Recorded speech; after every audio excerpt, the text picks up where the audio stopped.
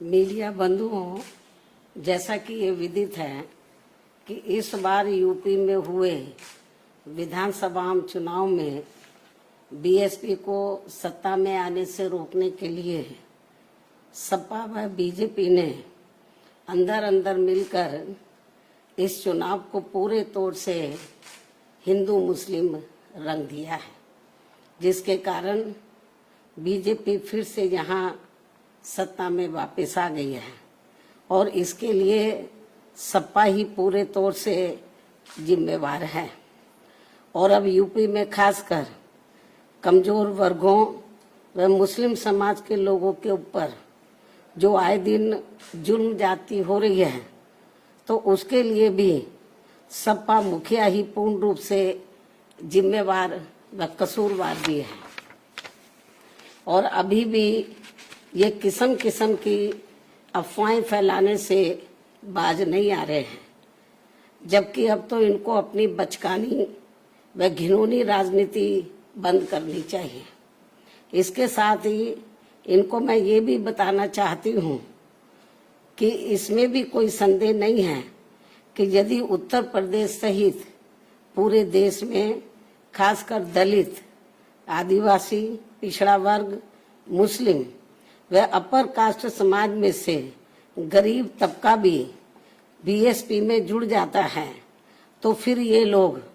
BSP की मुखिया को पुनः यहाँ यूपी का मुख्यमंत्री बना सकते हैं। और इतना ही नहीं बल्कि आगे चलकर देश का प्रधानमंत्री भी बना सकते हैं, क्योंकि इन वर्गों के वोटों में बहुत बड़ी ताकत है, बशर्ते यदि ये लोग एकजुट होकर बीएसपी से जुड़ जाएं और चुनाव में किसी भी प्रकार से गुमराह ना हो, किसी भी प्रकार के बहकावे में ना आए। इसलिए मैं अपनी जिंदगी में यूपी की फिर से मुख्यमंत्री बनने व आगे चलकर देश का पीएम बनने का ही सपना देख सकती हूँ, लेकिन देश का राष्ट्रपति बनने का तो सपना मैं कभी भी नहीं देख सकती हूँ। ये भी मैं इनको बताना चाहती हूँ, क्योंकि मैंने अपनी पूरी जिंदगी ऐश व आराम के लिए नहीं बल्कि बाबा साहब डॉक्टर भीमराव अंबेडकर एवं मान्यवर श्री कांशीराम जी के बताए हुए रास्तों पर चलकर व कदम कदम पर कड़ा संघर्ष करके इनके अनुयायियों को व खासकर दबे कुचले लोगों को अपने पैरों पर खड़ा करने के लिए समर्पित की है। ये भी इनको मालूम होना चाहिए। इसके अलावा ये बात भी सर्वविदित है कि ये कार्य दबे कुचले लोगों को अपने पैरों पर खड़ा करने का ये कार्य मैं देश का राष्ट्रपति बनकर नहीं बल्कि उत्तर प्रदेश का सीएम व देश का पीएम बनकर ही कर सकती हूँ। इसलिए सपा के लोग अपने राजनीतिक स्वार्थ में मुझे जबरदस्ती राष्ट्रपति बनाने का जो सपना देख रहे हैं, तो उसे इनको भूल जाना चाहिए, कोई फायदा नहीं। जबकि इस मामले में हकीकत यह है कि सपा वाले मुझे देश का राष्ट्रपति बनाने का सपना इसलिए देखते रहते हैं ताकि उनके लिए यूपी का सीएम बनने का रास्ता साफ हो जाए, जो ये कदापि संभव नहीं हो सकता है। क्योंकि इस बार चुनाव में यूपी के मुसलमानों व यादवों ने भी इनको एक तरफा अपना वोट देकर देख लिया है। इनका कई पार्टियों से किया गया गठबंधन भी इन्होंने देख लिया है, लेकिन इसके बावजूद भी सपा अपनी सरकार बनाने में कामयाब नहीं हो सकी है। ऐसे में मुझे पूरा भरोसा है कि अब वे आगे इनके बहकावे में कतई भी नहीं आएंगे और वे फिर से यहाँ यूपी में बीएसपी की अपनी सरकार जरूर बनाएंगे। वैसे भी अब सपा मुखिया को ये एहसास हो चुका है कि आगे किसी भी चुनाव में अब ये लोग इस पार्टी के बहकावे में कतई भी नहीं आएंगे और ऐसे में अब ना ही आगे सपा कभी भी यहाँ सत्ता में आसीन हो सकती है। इसलिए अब वो विदेश भागने के भी फिराक में है, जहां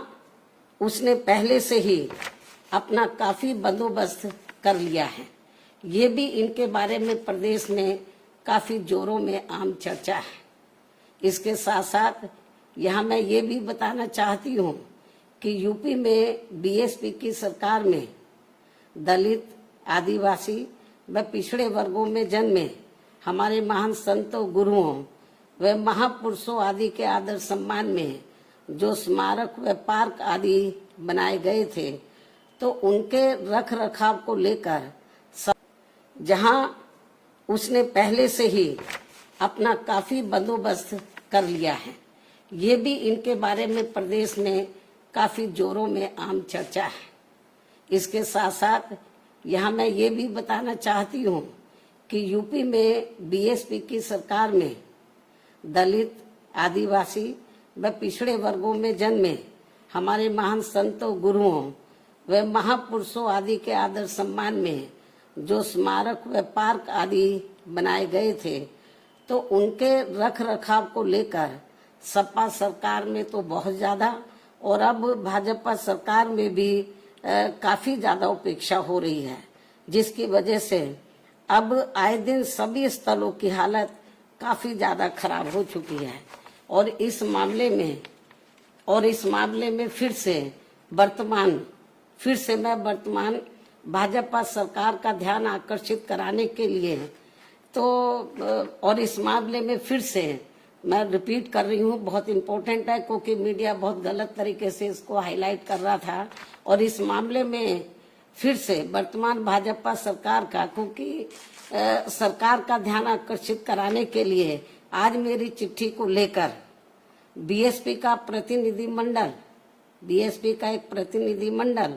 अर्थात श्री एस.सी. मिश्रा, राज्यसभा सांसद व राष्ट्रीय महासचिव बसपा एवं श्री उमा शंकर सिंह, बीएसपी विधान मंडल दल के नेता आदि यूपी के मुख्यमंत्री योगी जी से मिले हैं। इन स्थलों को लेकर इस संबंध में मैंने चिट्ठी लिखी मुख्यमंत्री जी को और इन दोनों को मैंने भेजा, आप चिट्ठी लेकर जाओ और उनको डिटेल में इन स्थलों की जो खराब हालत है उसके बारे में अवगत कराओ, ताकि इन स्थलों की हालत सही हो जाए। इस ओर सरकार ध्यान दे। मैं उनसे यही उम्मीद करती हूँ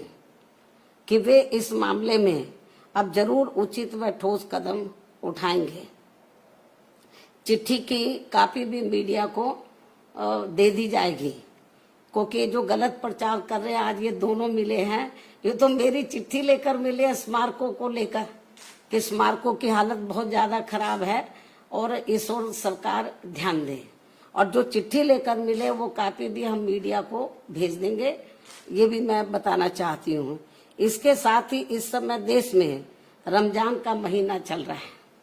लेकिन जिस प्रकार से इस दौरान बिजली की कटौती की जा रही है, ये सब ठीक नहीं हो रहा है। इस मामले में केंद्र व सभी राज्यों की सरकारें जरूर